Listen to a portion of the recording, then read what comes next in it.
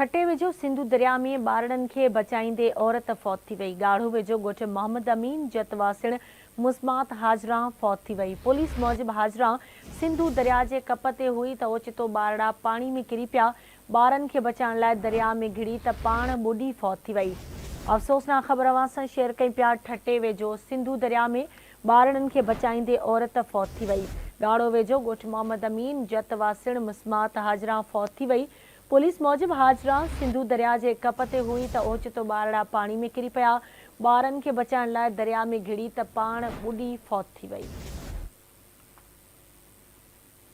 Breaking news अवां सां share कयूं पिया। ठटे वेझो सिंधु दरिया में ॿारनि खे बचाईंदे औरत फौत थी वई। ॻाढ़ो वेझो ॻोठ मोहम्मद अमीन जतवासिण मुस्मात हाजरा फौत थी वई।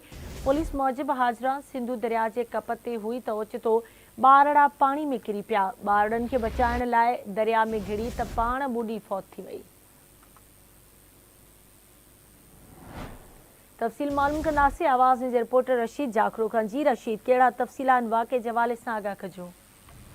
जी, ॻाढ़ो वेझो ॻोठ मोहम्मद अमीन जत में सिंधु दरिया में ॿारनि खे बचाईंदे औरत फौत थी वई आहे। ॻाढ़ो वेझो मोहम्मद अमीन ॻोठ जे ॿारनि खे बचाईंदे शादीशुदा औरत हाजरा ज़ाल जान मोहम्मद जत ॿुॾी फौत थी वई आहे, जंहिंखे गलती जोगी हालत में मीरपुर साकरो जी शेख ज़ैद अस्पताल मुंतक़िल कयो वियो, जेका रस्ते में फौत थी वई आहे। जॾहिं त पुलिस जो चवण त औरत सिंधु दरिया जे कप ते हुई त ओचितो ॿारड़ा पाणी में किरी पिया।